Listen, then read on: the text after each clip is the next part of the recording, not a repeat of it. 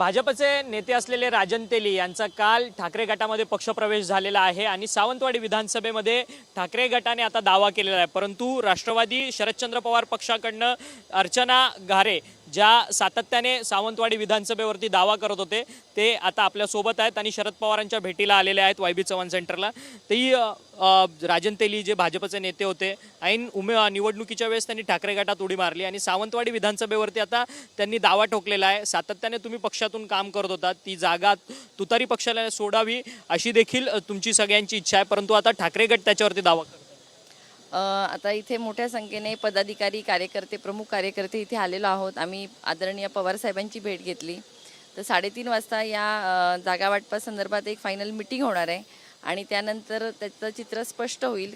प्रवेश तर झालेला आहे तुमच्या म्हणण्याप्रमाणे, सगळ्यांनीच पाहिला आहे, पण उबाटा शिवसेना, काँग्रेस, राष्ट्रवादी यामध्येही काही एकनिष्ठ असे पदाधिकारी होते जे काम करत होते गेले काही वर्ष, मीही करत होते। त्यामुळे जे मित्रपक्ष किंवा शिवसेना या सर्वांना त्यातलं कुणालाही दिलं तरी चाललं असं सगळ्यांचं म्हणणं होतं। त्यामुळे हे सगळे पदाधिकारी त्यांच्या भावना व्यक्त करण्यासाठी आले होते। परंतु ऐन वेळेस राजन तेली हे खरं तर राणे समर्थक म्हणून ओळखले जातात संपूर्ण सिंधुदुर्ग जिल्ह्यात आणि ऐन निवडणुकीच्या वेळेसच त्यांचा ठाकरे गटामध्ये पक्षप्रवेश होणं हे काही समझोता नाही काय? हा ते आता त्यांनाच माहीत त्यांनी काय समझोता केलाय तो, पण चर्चा सगळ्यांमध्ये आहे। जे काही घडलं असेल किंवा काय घडलं असेल त्या बाबतीत ह्या बरेच जण चर्चा करतात। आता काय झालंय माहीत नाही आम्हाला, पण काहीतरी झालं असेल त्यामध्ये। परंतु ती सावंतवाडीची जागा जर ठाकरे गटाला सुटली तर तुमची भूमिका मवियाला सपोर्ट करण्याची असेल की तुम्ही अपक्ष म्हणून निवडणुकीमध्ये या दाखल होणार आहात सावंतवाडी विधानसभेमध्ये? बघू, 6-6:30 नंतर चित्र स्पष्ट होईल आणि त्यानंतर आम्ही सगळेजण आदरणीय पवार साहेबांना भेटून बघू, म्हणजे पुढच्या कसं चित्र असेल ते सांगू। तुम्ही निवडणूक लढवण्यावरती ठाम आहात? अर्चना घारे निवडणूक लढतील 100%. परंतु अर्चना घारेंना तिकीट भेटली नाही तर पक्षाकडे अजून वेळ आहे आम्हाला। 6 वाजेपर्यंत साहेबांनी सांगितलेलं आहे। 6 वाजेपर्यंत काय ते आम्ही थांबणार आहोत। 6 नंतर साहेब सांगतील, पण ह्यावेळी सावंतवाडी विधानसभा अर्चनाताई 100% लढणार आहेत आणि निवडून येणार आहेत। जिल्हाध्यक्ष आहेत अमित सामंतजी। अर्चना घारे हे गेल्या अनेक महिन्यांपासून तिथे सावंतवाडीमध्ये कार्यरत होत्या। राजन तेलींचा अचानक पक्षप्रवेश झाला, त्यामुळे ठाकरे गट आता दावा करते। जिल्हाध्यक्ष आहात, तुम्ही काय मागणी केली शरद पवार? त्या गेली 7 वर्ष त्या सावंतवाडी विधानसभा मतदारसंघात काम करतायत आणि त्यावेळपासून असं ठरलेलं होतं की याच राष्ट्रवादी काँग्रेसच्या पर्यायाने महाविकास आघाडीचे उमेदवार असतील। आदरणीय शरद पवार साहेबांनी सुद्धा आम्हाला असंच पूर्वीसुद्धा सांगितलेलं होतं, आजसुद्धा साहेबांनी तेच सांगितलं की अजूनही ही जागा निगोशिएशन्समध्ये आहे। संध्याकाळी 6:30 वाजेपर्यंत आम्हाला थांबा म्हणून त्यांनी सांगितलेलं आहे। त्यांचं असं म्हणणं आहे की आजही जागा तुतारीला म्हणजे पर्यायाने राष्ट्रवादी काँग्रेसलाच मिळेल। तुम्हाला जागा मिळाली नाही कारण की ठाकरे ज्या पद्धतीने एक जागांवरती अडून राहतात आहेत जागा वाटपाच्या सगळ्या बैठकांमध्ये, मग ती जागा जर ठाकरे गटाला सुटली तर तुम्ही अपक्ष निवडणूक लढवण्याच्या तयारीत आहात? पक्षामधून बंडखोरी वगैरे अशी काही तुमची तयारी आहे? मुळात कसं आहे की आमच्या जिल्ह्यात 3 मतदारसंघ येतात। उरलेले जे 2 आहेत, कुडाळ मालवण आणि कणकवली देवगड, इथे सुद्धा त्यांचे मोठे कॅन्डिडेट उभे आहेत। नारायण राणेंच्याच घरातली नारायण राणेंची 2 मुलं उभं राहण्याची शक्यता आहे। शिवसेनेला जर आमची मदत तिकडे हवी असेल तर त्यांनी सुद्धा हा विचार करायला हवा की राष्ट्रवादी काँग्रेसला सावंतवाडी विधानसभा मतदारसंघ सोडावा म्हणून। असहकाराची भूमिका थेट दर्शवताय? अजिबात असहकार्याची भूमिका आम्ही दर्शवत नाही आहोत। आमच्या नेत्यांवर पूर्णपणे विश्वास आहे। संध्याकाळी 6:30 वाजेपर्यंत स्वतः साहेबांनी आम्हाला सांगितलेलं आहे। आमचं एवढंच म्हणणं आहे की शिवसेनेच्या नेत्यांनी सुद्धा विचार करायला हवा की उरलेल्या मतदारसंघात आमचे सर्व कार्यकर्ते त्यांना सर्व काही विसरून जाऊन मदत करणार आहेत उरलेल्या 2 मतदारसंघात। परंतु अर्चना घारे यांना सावंतवाडी सुटली नाही तर तुमचं असहकार्याचं काम असेल? अजिबात काही म्हणत नाही। जसं शरद पवार साहेब आम्हाला जो आदेश देतील तो आमच्या दृष्टीने अंतिम आदेश असेल आणि साहेब देतील तोच आदेशावर आम्ही चालणार। खरं तर धन्यवाद, तुम्ही आमच्याशी बातचीत केली। अमित सामंत आणि अर्चना घारे ज्या सावंतवाडी या विधानसभेमधनं राष्ट्रवादी शरदचंद्र पवार पक्षाकडून इच्छुक आहेत। खरं तर काल राजन तेली यांचा ठाकरे गटामध्ये पक्षप्रवेश झाला, त्यामुळे ठाकरे गटाकडनं सावंतवाडी या विधानसभेवरती आता दावा करण्यात आला आहे। परंतु आता या सर्वच लोकांनी आता शरद पवारांची भेट जी आहे ती वायबी चव्हाण सेंटरमध्ये घेतलेली आहेत आणि या सावंतवाडी विधानसभेमधनं निवडणूक लढण्यास त्या इच्छुक आहेत आणि शरद पवार आमची भूमिका जी आहे ती योग्य पद्धतीने समजून घेतील असं त्यांचं म्हणणं आहे. रोहिणीताई खडसे या ठिकाणी आलेल्या आहेत. त्या देखील मुक्ताईनगर या मतदारसंघातून इच्छुक आहेत. मुक्ताईनगरमधनं तुम्ही इच्छुक आहात. चंद्रकांत पाटील जे विद्यमान आमदार आहेत त्यांना तुमचं आव्हान असणार आहे, परंतु विद्यमान आमदार म्हणतात आम्हाला कसलंच आव्हान नाही आहे म्हणून. लवकरच कळेलच. लवकर येतेच की निवडणूक जाहीर झाली आहे आता. थोड्या दिवसांमध्ये कळेल काय आव्हान आहे आणि काय नाही. परंतु उत्तर महाराष्ट्रामध्ये स्थिती कशी आहे पक्षाची? कारण की ज्या पद्धतीने शिवस्वराज्य यात्रा तुमची मोर्चेबांधणी तुम्ही शिवस्वराज्य यात्रेच्या माध्यमातून संपूर्ण उत्तर महाराष्ट्रात करत होता, गिरीश महाजनांच्या विरोधात देखील तुम्ही एक तगडा उमेदवार या मैदानात उतरवणार.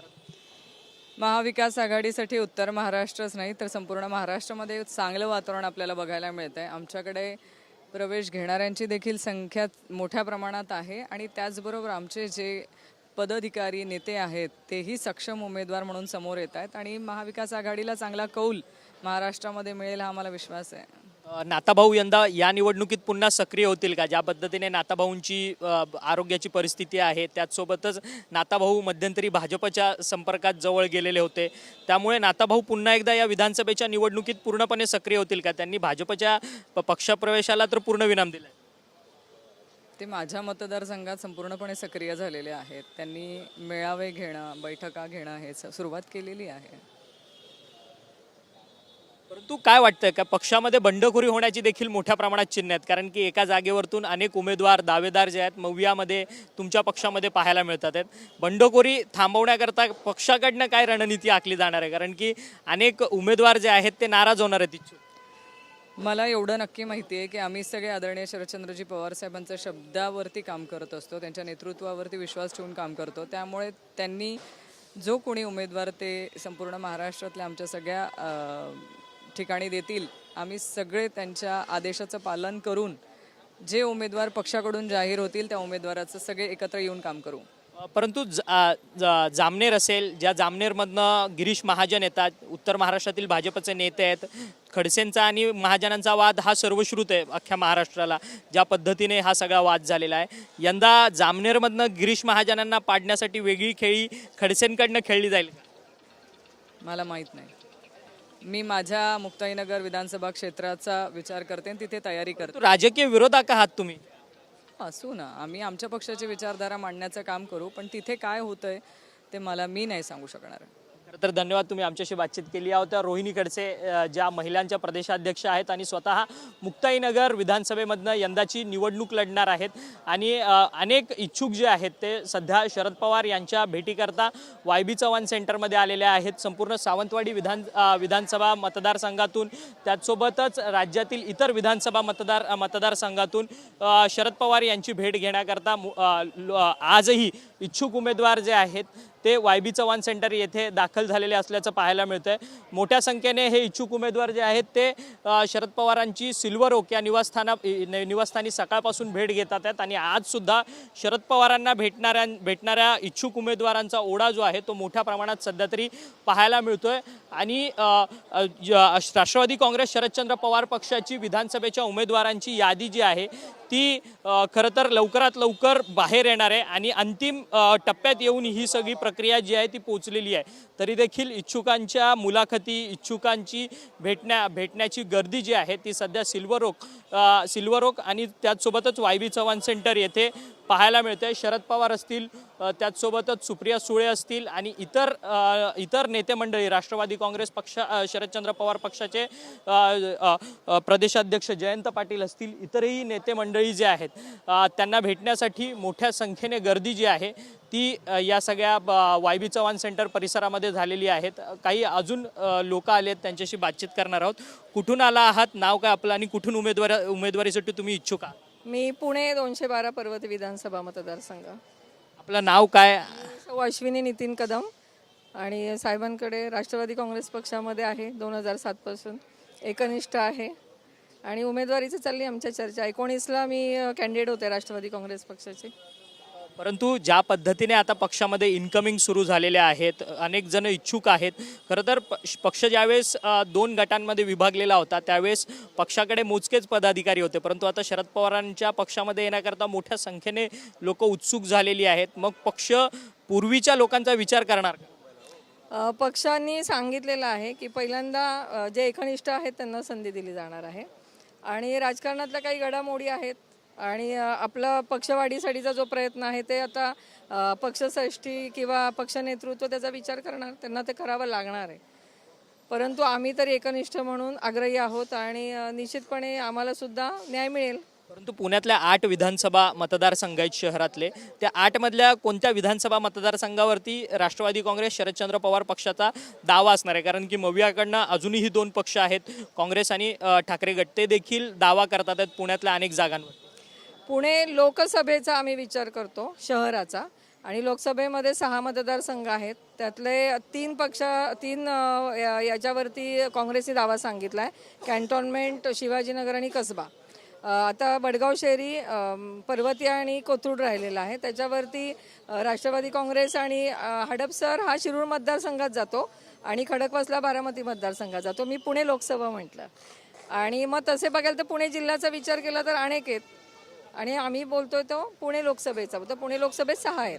तुम्ही पर्वतीमधनं इच्छुक आहात आणि तुम्ही लढणार, ही तुम्ही चंग बांधलाय का लढण्याचा? म्हणजे मी 2019ची कॅन्डिडेट आहे, थोड्या अंतराने मी BJPच्या कॅन्डिडेट बरोबर लढाई केलेली आहे, थोड्या अंतराने मागे राहिलेली आहे आणि 5 वर्ष 19ची निवडणूक झाल्यापासून 5 वर्ष मी इथे काम करते. अजून माझ्या मतदारसंघामध्ये अखंड माझं आजही कार्य, म्हणजे 19 पासून आतापर्यंत काम चालू आहे. ह्याच आशेवर की आता 2024ची निवडणूक ही आपल्याला आता लढायचीच आहे. माधुरी मिसाळांचं आव्हान वाटत नाही का?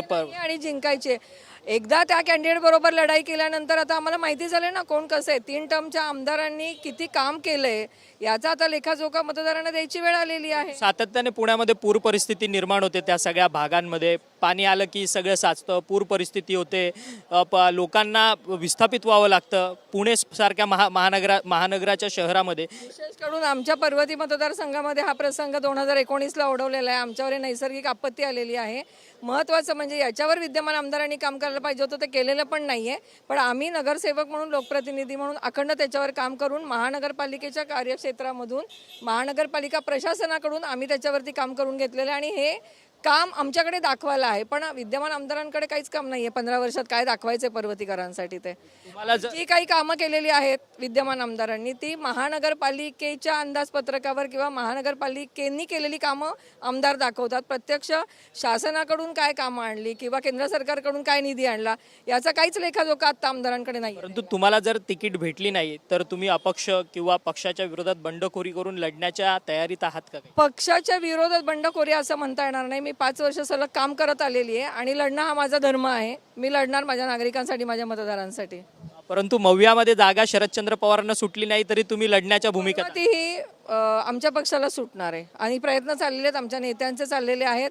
आणि शेवटी कसं आहे, 3 पक्ष एकत्र आहेत म्हणल्यावरती थोडंसं सामोपचाराने करत करत येईल, पण पर्वती हा आमच्याकडेच राहणार. तर धन्यवाद, तुम्ही आमच्याशी बातचीत केली होत्या. पर्वतीच्या इच्छुक उमेदवार आहेत ज्या राष्ट्रवादी काँग्रेस शरदचंद्र पवार पक्षाच्या आहेत. शरद पवारांची भेट घेण्याकरता YB चव्हाण सेंटर येथे आलेले आहेत आणि अनेक इच्छुक उमेदवार जे आहेत ते सध्या या YB चव्हाण सेंटरमध्ये आलेले असल्याचं आपल्याला पाहायला मिळतं. शरद पवारांची आणि सुप्रिया सुळे असतील, जयंत पाटील असतील, या सर्वांची भेट घेण्याकरता हे सर्वच नेते मंडळी या ठिकाणी आलेले आहेत. रोहित पवार जे कर्जत जामखेडचे आमदार आहेत आणि पुन्हा एकदा कर्जत जामखेडमधनं विधानसभा निवडणूक लढणार आहेत. रोहित पवार देखील खाली पोहोचलेले आहेत आणि कार्यकर्त्यांशी सगळी चर्चा जी आहे ती रोहित पवारांकडनं केली जाते आणि रोहित पवारांना भेटण्याकरता देखील लोकांचा मोठा ओढा जो आहे तो पाहायला मिळतोय. स्वतः आपण पाहू शकतो की रोहित पवार हे सध्या प्रत्येक इच्छुक उमेदवार असतील कार्यकर्त्यांच्या भेटीगाठी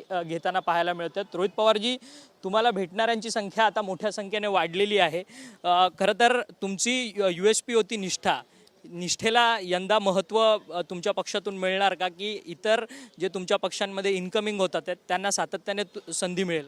एवढं सांगेल, मी एक कार्यकर्ता आहे आणि हे सर्व जे आहेत ते कार्यकर्ते आहेत आणि कार्यकर्त्यांबरोबर चर्चा करणं, काही गोष्टी समजून घेणं एका कार्यकर्त्याची जबाबदारी असते, जे मी आता इथं पार पाडत आहे.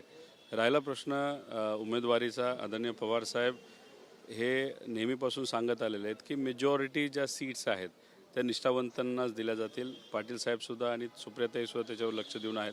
तर मला विश्वास आहे 80% जास्त सीट्स या निष्ठावंतांनाच मिळणार आणि जे राहिलेले 15-20% असतील त्याला राजकीय समीकरण काही प्रमाणात आपल्याला बघावं लागतं. खरं तर एकीकडे शरदचंद्र पवार पक्ष अग्रेसिव्ह पद्धतीने स्वतःचे चांगले उमेदवार निवडण्याकरता सातत्याने प्रयत्न करत आहेत. रोहित पवार असतील, जयंत पाटील, सुप्रिया सुळे, शरद पवार हे चांगले उमेदवार शोधण्याकरता या संपूर्ण प्रक्रियेमध्ये आता लागलेले आहेत. परंतु मवियामध्ये असलेले ठाकरे गट आणि काँग्रेस हे कुठेतरी एकमेकांबरोबर वाद करून ही सगळी जी तीन पक्षांचं जे गठबंधन आहे ते तुटेल असं वाटत नाही का, ज्या पद्धतीने भांडणं होतात वगैरे? नाही, एकतर मी फक्त इनपुट देतो, निर्णय हे सुप्रियाताई, जयंत पाटील साहेब घेत असतात आणि फायनल जे आहे, ज्याला आपण म्हणतो की फायनल अधिकार आदरणीय पवार साहेबांना. राहिला प्रश्न जो तुम्ही काल छोटी चर्चा जी शिवसेना उद्धव ठाकरे साहेब आणि काँग्रेसमध्ये जी झाली त्याच्याबद्दल जर बोलत असाल, तर या तिन्ही पक्षाकडे उमेदवारच इतके इच्छुक आहेत, तर असं थोडंसं वाटतं की आपल्याला जास्तीत जास्त सीट मिळाव्यात आणि जास्तीत जास्त ठिकाणी आपण लढल्यानंतर स्ट्राईक रेट सगळ्यांचाच चांगलं राहणार आहे. कारण लोकांचीच इच्छा आहे महाविकास आघाडी सरकार यावं. त्यामुळे बऱ्याच ठिकाणी आपल्याला असं वाटतं की आपल्या कार्यकर्त्याला संधी द्यावी आणि त्या दुसऱ्या पक्षाला सुद्धा वाटतं. त्यामुळे थोडंसं कुठंतरी आहे, म्हणजे त्याचा अर्थ जेवढी डिमांड हे आदरणीय पवारसाहेबांच्या पक्षाला आहे तेवढीच डिमांड हे दोन इतर पक्षाला सुद्धा आहे आणि एकत्रित आम्ही कमीत कमी 170 ते 180 सीट जिंकू. परंतु काल प्रकाश आंबेडकर जे वंचित बहुजन आघाडीचे प्रमुख आहेत त्यांनी थेट शरद पवारांवरतीच आरोप लावलेला आहे निवडणुकीच्या तोंडावरती की शरद पवार हे 1988चे 90-92च्या दरम्यान ज्यावेळेस मुख्यमंत्री पदाचा कार्यकाळ होता त्यावेळेस ते थेट दाऊदशी भेटलेले आहेत, जे अंडरवर्ल्डचे मोठे डॉन आहेत, आतंकवादी म्हणून त्यांना घोषित केलेलं आहे. हे बघा, त्याच्यावर पवारसाहेब स्पष्टीकरण देतीलच. म्हणजे इलेक्शन आलं की कुणी काही बोलत असेल तर त्याला आपण काय म्हणणार. आणि प्रकाश आंबेडकर साहेब फार मोठ्या घराण्यातून येतात, त्या घराण्याचा आदर सर्वांनाच आहे. पण इलेक्शनच्या तोंडावर ज्या पद्धतीचं वक्तव्य त्यांचं आलेलं आहे, कुठंतरी दुर्दैवाने एक नागरिक म्हणून आम्हा सगळ्यांना असं वाटतं की भाजपचेच हे बोल आहेत का, या बाबतीत थोडासा विचार करावा. कारण शेवटी विश्वासार्हता पण फार महत्त्वाची आहे आणि जर अशाच पद्धतीने वक्तव्य जर सातत्याने बदलत गेली तर पक्षावरची म्हणजे त्यांच्या पक्षावरची विश्वासार्हता कुठेतरी कमी होईल आणि ते गेल्या अनेक इलेक्शनमध्ये कमी होताना आपण सर्वांनी बघितलेलं आहे. त्यामुळे त्यांचे जे शब्द आहेत ते आज त्या कुटुंबातून येतात, त्याचा आदर आहे त्या कुटुंबाचा, पण त्यांच्याकडनं आलेले शब्द इलेक्शनच्या तोंडावर हे थोडेसे भाजपसारखे वाटतात. एक शेवटचा प्रश्न आहे. खरं तर तुमच्या पक्षामधनं एका जागेवरतून अनेक जण इच्छुक आहेत, 5-7 जण इच्छुक आहेत.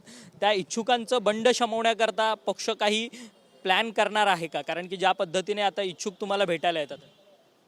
एक आहे, आमच्याकडे इच्छुक तरी आहेत, महायुतीमध्ये खूप इच्छुक आहेत असं नाही. त्याचं मुख्य कारण लोकांकडनं जे काही वातावरण आहे खालचं ते महायुतीच्या विरोधात आहे. त्यामुळे त्यांना तेवढं तसं त्या बाबतीतलं टेन्शन नाही. पण मग लोकांच्या प्रतिक्रिया समजून घेऊन इच्छुकांची संख्या जर वाढत असेल त्यातून एक संदेश आपण घ्यावा की वातावरण हे महाविकास आघाडीला फार पॉझिटिव्ह आहे. आता राहिला प्रश्न एकाला संधी आपल्याला देता येईल, राहिलेले जे आहेत त्यांना आपल्याला समजून सांगावं लागेल. आता हे जे मंडळी आपल्याकडे राहिलेली आहेत हे सर्व स्वाभिमानी आहेत, निष्ठावंत आहेत, हे विचार सोडून पळून गेलेले नाहीत. त्यामुळे त्यांना समजून घेऊन उद्या जिल्हा परिषद आहेत, वेगवेगळे काय आहेत, मंडळं आहेत, याच्यामध्ये सुद्धा लोकांची सेवा करण्याची आपल्याला संधी देता येईल. त्यामुळे हे सगळे जे काही पर्याय आहेत ते आमच्या नेत्यांकडे नक्कीच आहेत. एक गणेश नाईक देखील तुमच्याकडे येणार आहेत. गणेश नाईक तुमच्या पक्षातले एक दिग्गज नेते होते मागच्या काही काळांमध्ये, परंतु भाजपमध्ये गेले. भाजपमध्ये त्यांना देखील भाजप पक्षाकडनं संधी देण्यात आली, परंतु आता भाजपला ओसरती म्हणजे वेळ आली, त्यामुळे ते पुन्हा एकदा तुमच्या पक्षामध्ये उडी टाकणार आहेत. अशा म्हणजे लाटेवर स्वार होणाऱ्या नेत्यांना तुम्ही तुमचा पक्ष संधी देणार आहे का काय? आता फक्त ही एक चर्चा आहे आणि त्या चर्चेवर आत्ता बोलणं योग्य नाही. आणि राहिला प्रश्न, अशी जर चर्चा असेल आणि ती जर खरी असेल तर तुम्ही हेही समजून घ्या की असे जे लोकनेते होते जे आपल्याकडे होते आणि जे भाजपकडे गेलेत आणि तिथं जाऊन त्यांचं काय झालं असेल तर त्यांना संपवण्याचा प्रयत्न भाजपकडनं झाला आहे. लोकनेते भाजपला कधी पटत नाहीत आणि तसं जर तिथं घडत असेल आणि त्यातून अनेक लोकनेते जर भाजपला सोडायला इच्छुक असतील त्यामुळे एकच समजून घेतलं पाहिजे की भाजपची जी काही काम करण्याची पद्धत आहे ती लोकनेत्याला म्हणजे नाही तर लोकातल्या नेत्यांना कधी पटणारी अशी आहे असे नाही आहे. त्यामुळे ते खरं आहे का खोटं हे मला सांगता येणार नाही, पण तशी घटना जर घडत असेल तर त्याच्यावरून एकच कळतं आहे की लोकनेत्यांना ते संपवतात. त्याचा अर्थ 29पर्यंत एकनाथ शिंदे साहेबांचा पक्षही तिथं आपल्याला दिसणार नाही आणि अजितदादांचा पक्षसुद्धा दिसणार नाही. कारण ही भाजपची प्रवृत्ती आहे जी हरियाणामध्ये आपल्याला बघितलं. 5 वर्ष ज्या मित्राबरोबर राहिले त्या मित्राला साधं निवडून सुद्धा येता आलं नाही मित्रपक्ष असताना सुद्धा. म्हणजे भाजप इतकं द्वेषाचं आणि डेडली राजकारण करतात. ती गुजरातची स्टाईल आहे थोडीशी. त्यामुळे महाराष्ट्राचे स्वाभिमानी लोक हे शिवशाहू फुले आंबेडकरांचा महाराष्ट्र त्यांना बघायचा जो आहे, मोदी शहांचा महाराष्ट्र त्यांना बघायचा नाही. अजित पवारांच्या विरोधात बारामतीमध्ये यंदा तितक्याच विरोधात तुम्ही प्रचार करणार का? ज्या पद्धतीने तुम्ही लोकसभेला सुप्रिया सुळेंच्या प्रचारामध्ये तुम्ही स्वतःहून उतरलेला होतात, आता युगेंद्र पवारांना तिथून संधी मिळणार आहे. युगेंद्र पवार उमेदवार असतील की रोहित पवार इच्छुक आहेत बारामतीमधनं? तुम्ही आता कर्जत जामखेडचे आमदार असलात. मी एकच सांगतो, कर्जत जामखेड मी सोडणार नाही. मी त्या भूमीवर प्रेम करतो, तिथल्या लोकांवर प्रेम करतो आणि तिथली सामान्य लोक माझ्यावर आणि निष्ठावंत कार्यकर्ते पदाधिकारी माझ्यावर प्रेम करतात. त्यामुळे उद्या मला पवारसाहेबांनी सांगितलं तरी पवारसाहेबांचे मी पाय धरील, पण मी कर्जत जामखेडला तिथं सोडणार नाही. त्यामुळे बारामती आणि तिथून मी लढणं हा प्रश्न माझ्यासाठी उद्भवतच नाही. परंतु मग तेवढ्याच विरोधात दादांच्या विरोधात प्रचार करणार का, जेवढा लोकसभेत ताईंच्या संदर्भात तुम्ही प्रचार केलेला होता? आम्ही सगळेजण वाट बघतो उमेदवारी लवकरात लवकर जाहीर व्हावी आणि ती जेव्हा जाहीर होईल त्यानंतर तुम्हाला माझं स्वरूप तिथं बघायला मिळेल, जे आधीसुद्धा आपण सगळ्यांनी बघितलेलं आहे. तर धन्यवाद, तुम्ही आमच्याशी बातचीत केली. रोहित पवार होते जे आता इच्छुक YB चव्हाण सेंटरमध्ये आलेले आहेत, त्यांची भेट घेतात आहेत. आणि आपण पाहू शकतो की सध्या सुप्रिया सुळे या देखील YB चव्हाण सेंटरच्या इथे खालती आलेल्या आहेत आणि संपूर्ण जे इच्छुक उमेदवार आहेत त्यांची देखील सुप्रिया सुळे जी आहेत ती भेट घेताना आपल्याला पाहायला मिळत आहेत. कारण की महाविकास आघाडीमध्ये खरं तर राष्ट्रवादी काँग्रेस शरदचंद्र पवार पक्षाकडनं अनेक इच्छुक उमेदवार जे आहेत ते झालेले आहेत. राष्ट्रवादी काँग्रेस शरदचंद्र पवार पक्षाच्या प्रत्येक एका विधानसभेच्या जागेवरती जवळपास 5 ते 10 इच्छुक उमेदवार झालेले आहेत. त्यामुळे इच्छुकांची मोठी संख्या जी आहे ती सध्या या ठिकाणी आपल्याला पाहायला मिळते, जी शरद पवार आणि सुप्रिया सुळेंना भेटायला आलेली आहेत. आपल्याबरोबर सुप्रिया ताईच आहेत स्वतः ताई. परंतु ताई, इच्छुकांची मोठी संख्या जी आहे ती तुमच्या पक्षात वाढलेली आहे. काय सांगाल, एकंदरीतच पक्ष ज्यावेळेस फुटलेला होता एका वर्षापूर्वी त्यावेळेस कोणीही नव्हतं आणि आता एवढी मोठी गर्दी जी आहे ती पक्षाकडे येते. पक्षामध्ये जेव्हा अदृश्य शक्तीने घात केला पक्षाचा, त्या दिवशी इथे गर्दीच होती आणि हेच लोक होते त्या दिवशी. बरोबर आहे. त्याच्यामुळे पक्षाची ताकद ही आदरणीय पवारसाहेबांवर प्रेम करणारे असे असंख्य पवारसाहेबांवर प्रेम करणारे कार्यकर्ते आहेत आणि हीच या पक्षाची ताकद आहे आणि महाराष्ट्राची मायबाप जनता. पण एका जागेसाठी जवळपास 5 ते 10 जण इच्छुक झालेले आहेत तुमच्या पक्षामध्ये. आता उमेदवार तर एकच असणार आहे, त्यामुळे बाकीच्या इच्छुक उमेदवारांचं बंड कसं शमवलं जाईल, त्याकरता काय काम केलं जाईल? नाही, बंडाचा विषय नाही. ह्या देशामध्ये एक पुन्हा अधोरेखित होतं की इस देश में टॅलेंट की कमी नाही आहे. या देशामध्ये प्रचंड टॅलेंट आहे, याचा मला खूप कौतुक आणि अभिमान आहे. ठीक आहे, अर्थातच नेत्यांची इच्छा असते, आमच्या पदाधिकाऱ्यांची इच्छा असते, प्रत्येकाला लढायला आहे. पण एक गोष्ट मला आनंद वाटतो की टॅलेंटची कमतरता नाही या राज्यात. आम्ही बघतोय जे मागच्या रांगेत होते ते पुढे येऊन बसायला लागले आता. त्यामुळे नवीन टॅलेंट ही राज्याला नवीन टॅलेंट मिळेल. त्यामुळे खूप आनंदाची गोष्ट आहे. उद्या तुम्हाला आनंद वाटला पाहिजे की एवढे इच्छुक आहेत आणि एवढं टॅलेंट पक्षामध्ये आहे.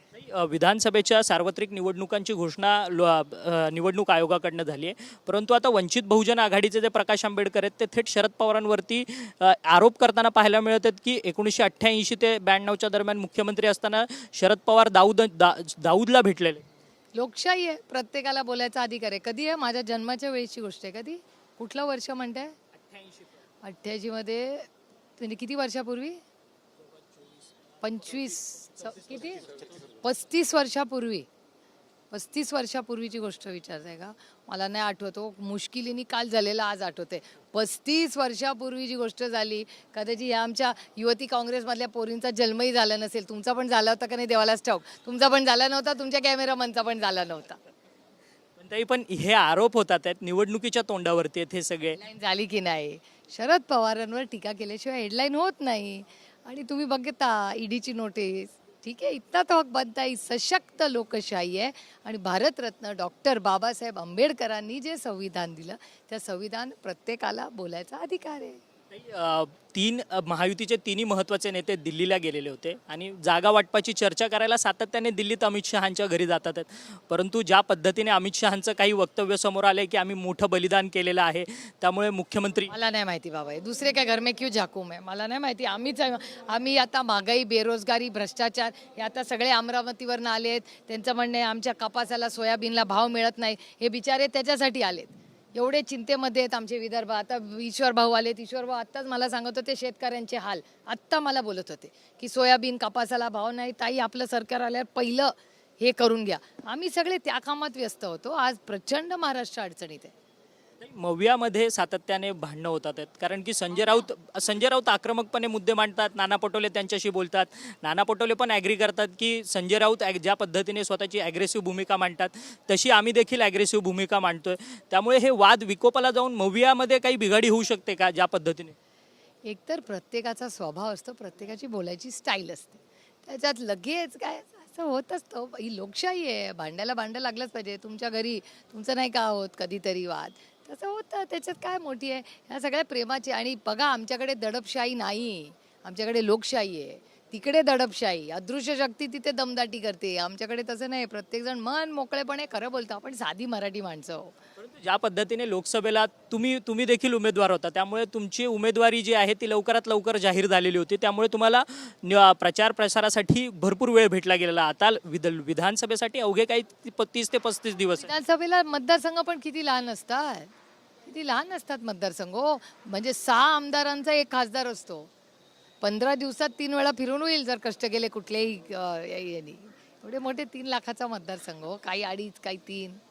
मवियाच यंदा बाजी मारेल विधानसभेत. बघा ही महाराष्ट्राची मायबाप जनता ठरवेल की पुढचा महाराष्ट्राचं भवितव्य कोण ठरवेल. धन्यवाद ताई, तुम्ही आमच्याशी बातचीत केली. आपण पाहू शकतो की सुप्रिया सुळे असतील, रोहित पवार असतील आणि त्याचसोबतच शरद पवार असतील, हे सर्वच नेते मंडळी जे आहेत ते या ठिकाणी जमलेले आहेत. सुधाकर भालेराव आपल्याबरोबर आहेत. सुधाकर भालेरावजी, तुम्ही देखील इच्छुक आहात निवडणूक लढण्यास. भाजपमधनं तुम्ही होता, आता राष्ट्रवादी काँग्रेस शरदचंद्र पवार पक्षाकडनं आलेला आहात. काय नक्की नेमक्या भावना आहेत? तुमच्यासमोर तर केंद्रीय कॅबिनेट मंत्री आहेत. आता खरं तर महाराष्ट्रामध्ये अभद्र महायुतीला जनता त्रस्त झालेली आहे.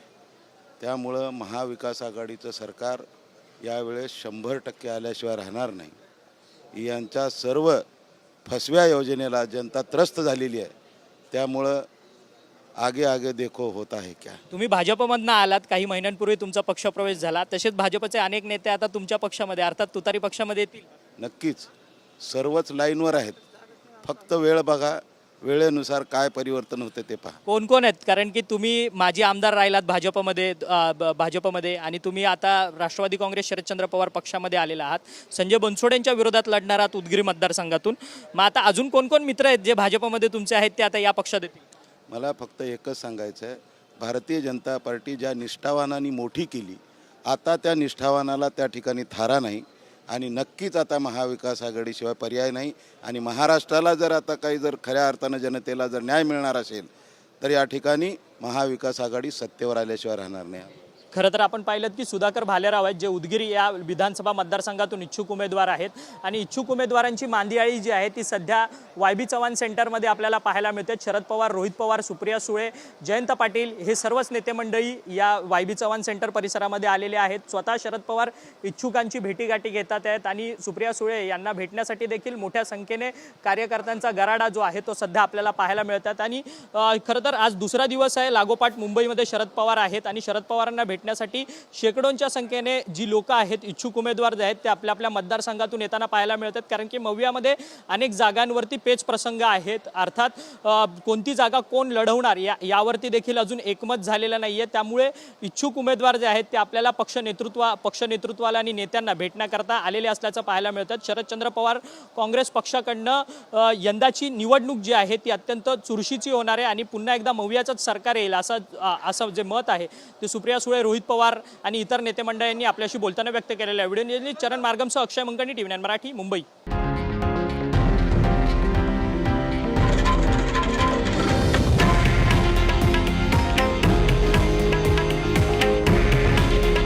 हे आहे देशातील नंबर 1 न्यूज नेटवर्क आणि आपण पाहत आहात TV9 मराठी. काळजी तुमची, हित महाराष्ट्राचं.